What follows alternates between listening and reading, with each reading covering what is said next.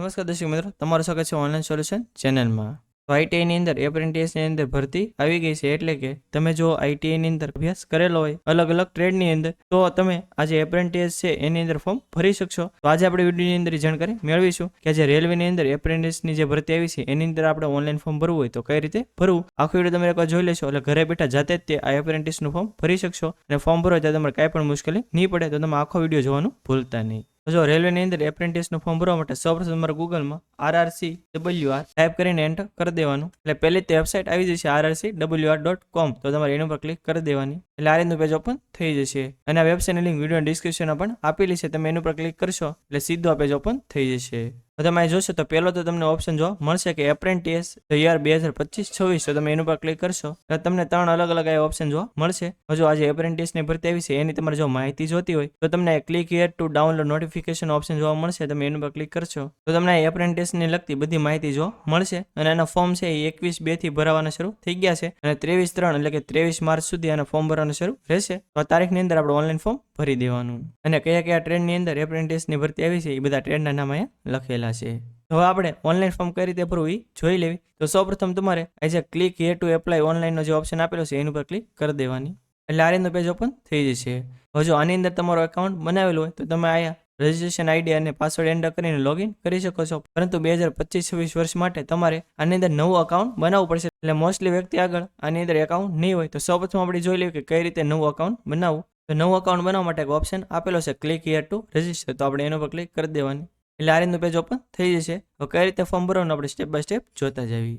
તો પેલું જે ઓપ્શન છે કે તમે કયા સ્ટેટના છો, એટલે કે આપણું જે મૂળ સ્ટેટ હોય એ આપણે સિલેક્ટ કરી લેવાનું. દાખલા તરીકે મારું ગુજરાત હોય તો ગુજરાત સિલેક્ટ કરી લઈશ. પછી એક ઓપ્શન ખુલી જશે કે આધાર કાર્ડ અથવા આઈ હેવ એપ્લાઇડ ફોર આધાર. હવે જો જેને આગળ આધાર કાર્ડ હોય એને અહીંયા નંબર નાખી દેવાનો, અને જેને આગળ આધાર કાર્ડ ન હોય પણ એપ્લાય કરેલું હોય એને અહીંયા ક્લિક કરવાની. એટલે જે એન્ડોમેન્ટ નંબર હોય એ અહીંયા નાખી દેવાનો. પછી છે કેન્ડિડેટ ફૂલ નેમ, એટલે આપણું જે આખું નામ હોય કોની પ્રમાણે, તો કે જો અહીંયા લખેલું છે SSC સ્કૂલ લિવિંગ સર્ટિફિકેટ. એટલે કે આપણું જે LC હોય એની અંદર જે નામ લખેલું હોય ઇંગ્લિશમાં એ પ્રમાણે આખું નામ આપણે અહીંયા લખી નાખવાનું. પછી આયા આપણું પપ્પાનું નામ અથવા હસબન્ડનું નામ જે આવતું હોય એ આખું આયા લખી નાખવાનું. પછી નીચે જેન્ડરમાં મેલ ફિમેલ જે હોય એ સિલેક્ટ કરી લેવાનું. પછી કમ્યુનિટીમાં SC ST OBC જનરલ ને EWS તમારે જે આવતું હોય એ સિલેક્ટ કરી લેવાનું. હવે આયા ઈમેલ આઈડી, એટલે આપણું જે ઈમેલ આઈડી હોય એ આયા લખી નાખવાનું. મોબાઈલ નંબર 10 આંકડાનો જે હોય એ આયા લખી નાખવાનો. હવે ઈમેલ આઈડી અને મોબાઈલ નંબર એ જ નાખજો જે શરૂ હોય અને ભવિષ્યમાં શરૂ રહેવાનો હોય, કેમ કે એની અંદર બધી નોટિફિકેશન આવશે. હવે ડેટ ઓફ બર્થ આયા જે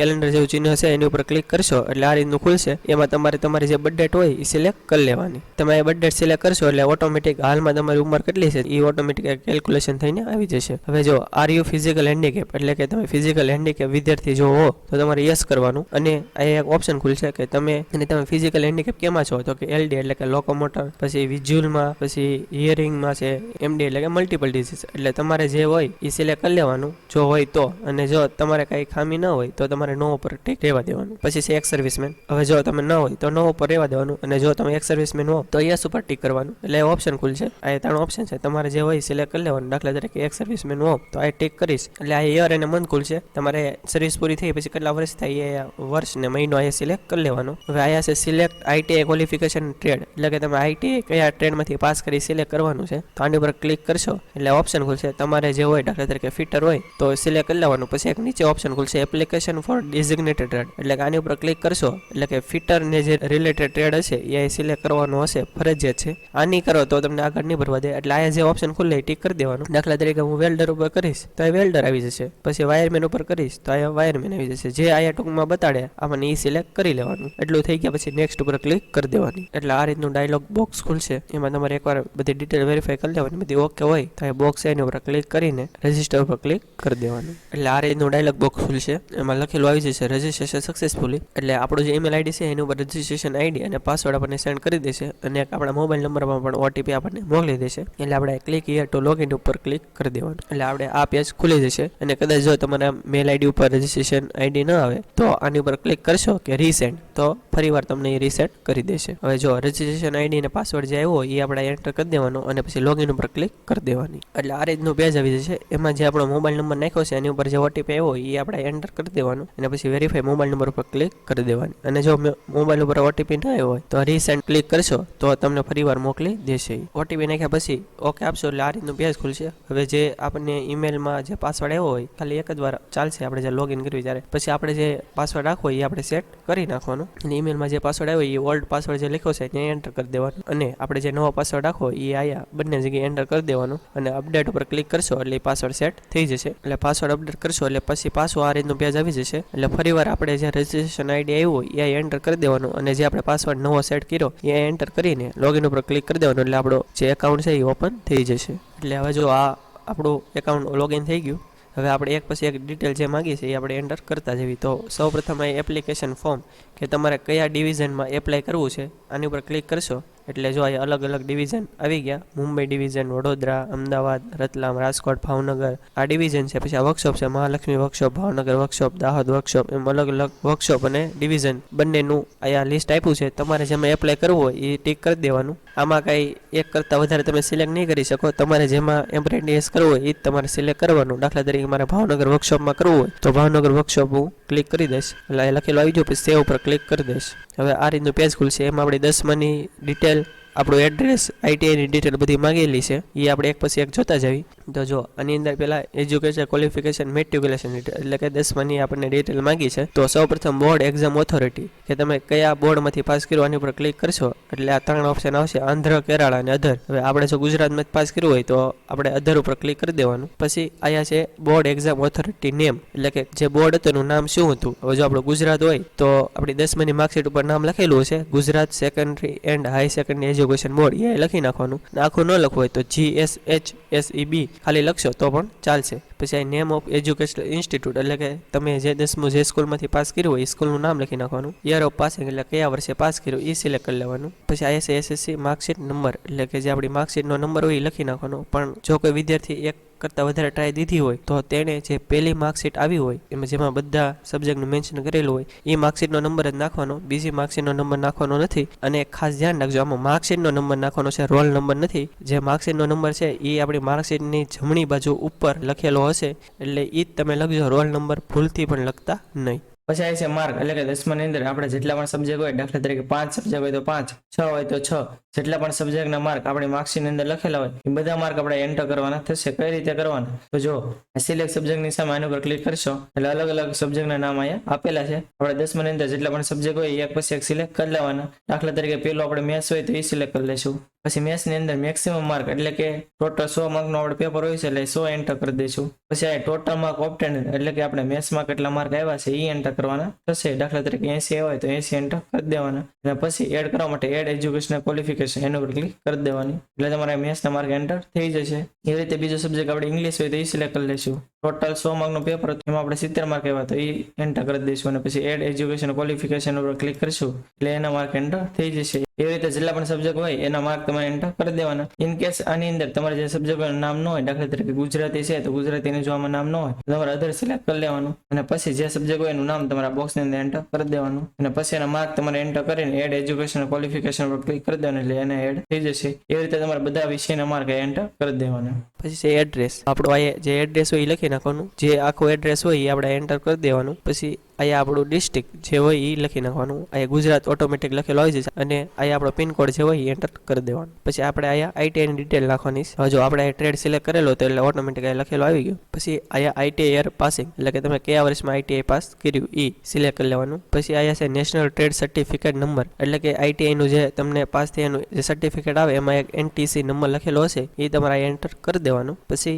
નેમ ઓફ ઇન્સ્ટિટ્યૂટ એટલે કે તમે કઈ જગ્યાએથી આઈટીઆઈ કર્યું એ અહીંયા લખી નાખવાનું. દાખલા તરીકે આઈટીઆઈ અમદાવાદમાંથી પાસ કર્યું હોય તો આઈટીઆઈ અમદાવાદ અથવા ઇન્ડસ્ટ્રીયલ ટ્રેનિંગ ઇન્સ્ટિટ્યૂટ અમદાવાદ એમ લખો તો પણ ચાલશે. પછી આ સર્ટિફિકેટ ઇશ્યુઇંગ ઓથોરિટી એટલે કે સર્ટિફિકેટ છે એ કોના દ્વારા આપવામાં આવ્યું હતું, કયા બોર્ડ દ્વારા. જો NCVT હોય તો NCVTનું જે નામ લખ્યું આખું એ લખી નાખવાનું. અને જો GCVT હોય તો GCVT એટલે કે અલગ અલગ બોર્ડ આવતા હોય તો તમને જે બોર્ડમાંથી તમે પાસ કર્યું હોય એ અહીંયા લખી નાખવાનું. પછી અહીંયા છે માર્ક એટલે કે મેક્સિમમ માર્ક ઇન આઈટીઆઈ એટલે કે આપણી માર્કશીટની અંદર જેટલા સબ્જેક્ટ હોય એના જે ટોટલ માર્ક થતા હોય એ અહીંયા લખી નાખવાના. દાખલા તરીકે 1000 માર્ક થતા હોય તો અહીં 1000 એન્ટર કરી દઈશ. પછી અહીંયા છે ઓબ્ટેન્ડ એટલે કે તમારે કેટલા માર્ક આવ્યા. દાખલા તરીકે મારે 700 માર્ક આવ્યા હોય તો હું 700 એન્ટર કરી દઈશ તો ઓટોમેટિક અહીંયા પર્સન્ટેજ લખેલા આવી જશે. એટલું થઈ ગયા પછી સેવ એન્ડ પ્રોસીડ ઉપર ક્લિક કરી દેવાની. એટલે જો આ રીતનું પેજ ખુલી જશે. હવે આની અંદર આપણે બધા ડોક્યુમેન્ટ અપલોડ કરવાના થશે તો આપણે નીચે આવીએ એવી થોડો. હવે જો પેલું છે એ આપણો ફોટો, આપણો પાસપોર્ટ સાઇઝનો ફોટો છે એ અપલોડ કરવાનો છે. હવે ખાસ ધ્યાન રાખજો, ફોટો અને સાઇન બંને JPG ફોર્મેટમાં જ અપલોડ કરવાના અને બંનેની સાઇઝ 60 KB ની અંદર જ રાખવાની. એનાથી વધારે હશે તો અપલોડ નહીં થવા દે. તો સૌપ્રથમ આપણે એ ફોટો જે પડ્યો હોય સિલેક્ટ કરી લેવાનું. સિલેક્ટ થઈ જાય એટલે આ રીતનું આવી જશે. પછી અપલોડ ફોટો પર ક્લિક કરવાનો તો જ અપલોડ થશે. આની ઉપર ટિક નહીં કરો તો પછી અપલોડ નહીં થાય. એની ઉપર ક્લિક કરશો એટલે લખેલું આવી જશે ફાઇલ હેઝ બીન અપલોડેડ. એવી રીતે આપણે અહીંયા સાઇન સિલેક્ટ કરી લેવાની. હવે જો આ બધા આપણે ડોક્યુમેન્ટ અપલોડ કરવાના છે. હવે જો પ્રથમ છે એ 10માની માર્કશીટ અપલોડ કરવાની. હવે જો આ બધા ડોક્યુમેન્ટ છે ફોટો અને સાઇન સિવાયને એ બધા PDF ફોર્મેટમાં અપલોડ કરવાના છે અને તેની સાઇઝ 200 KB ની નીચે તમારે રાખવાની. 200 KB ઉપર હશે તો એ અપલોડ નહીં થવા દે.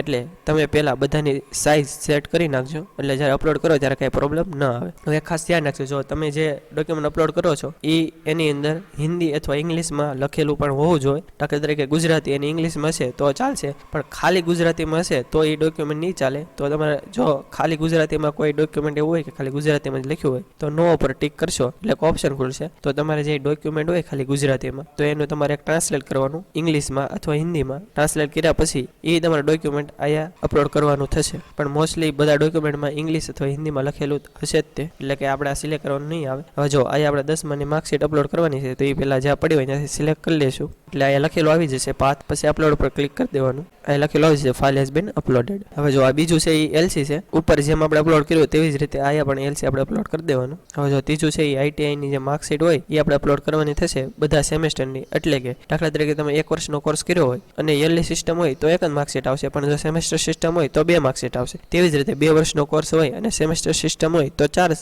માર્કશીટ આવશે. અને જો 2 વર્ષનો કોર્સ હોય પણ યરલી સિસ્ટમ હોય તો 2 માર્કશીટ આવશે. અને કોઈ વિદ્યાર્થી ફેલ થયેલો હોય તો એને એક્સ્ટ્રા માર્કશીટ પણ છે. તો જેટલી માર્કશીટ હોય તમારે તેની PDF આખી બનાવી નાખવાની 200 KB ની અંદર અને પછી એ તમારે અપલોડ કરી દેવાની. પછી આ છે નેશનલ ટ્રેડ સર્ટિફિકેટ, એટલે કે માર્કશીટની સાથે સાથે આપણને બીજું પણ એક પ્રમાણપત્ર આપવામાં આવ્યું છે કે તમે આ પાસ થયેલા છો તો એ તમારે અપલોડ કરી દેવાનું. પછી છે આ કાસ્ટ સર્ટિફિકેટ, એટલે કે SC ST OBC EWS જે વિદ્યાર્થી એને લાગુ પડતો હોય એણે આ કાસ્ટ સર્ટિફિકેટ અપલોડ કરી દેવાનું. પછી જો OBC નો કોઈ વિદ્યાર્થી હશે તો એને નોન ક્રિમિનલ પણ અપલોડ કરવાનું થશે તો એને અહીંયા નોન ક્રિમિનલ અપલોડ કરી દેવાનું. એટલું થઈ ગયા પછી સેવ એન્ડ પ્રોસીડ ઉપર ક્લિક કરી દેવાની. એટલે આવું ડાયલોગ બોક્સ ખુલશે. એની અંદર બધી આપણે જે ડિટેલ અત્યારે નાખી બધી લખેલી આવી જશે. એ તમારે એકવાર વેરીફાઈ કરી લેવાની. બધી ઓકે હોય તો સાવ નીચે વહી આવવાનું. સાવ નીચે આવશો એટલે આ રીતના 4 ડાયલોગ બોક્સ આવશે. એની ઉપર ટિક કરી દેવાનું અને સબમિટ ઉપર ક્લિક કરી દેવાનું. સબમિટ ઉપર ક્લિક કરશો એટલે જો આ રીતનું ડાયલોગ બોક્સ ખુલશે. હવે જેને 100 રૂપિયા ફી ભરવાની નહીં થતી હોય એને લખેલું આવી જશે your application has successfully submitted અને ઓકેનું નિશાન આવી જશે. પછી એક નીચે ઓપ્શન હશે ડાઉનલોડ એપ્લિકેશન, એટલે એ તમારે ડાઉનલોડ કરી લેવાની. પણ જેને 100 રૂપિયા ફી ભરવાની થતી હશે એને અહીંયા મેક પેમેન્ટનો ઓપ્શન આવશે. તો આપણે જેને ફી ભરવાની હોય એને મેક પેમેન્ટ ઉપર ક્લિક કરી દેવાની. એટલે આ રીતનું પેજ ખુલશે. હવે તમારે જેને પેમેન્ટ કરવું હોય એ તમારે સિલેક્ટ કરીને પેમેન્ટ કરી દેવાનું.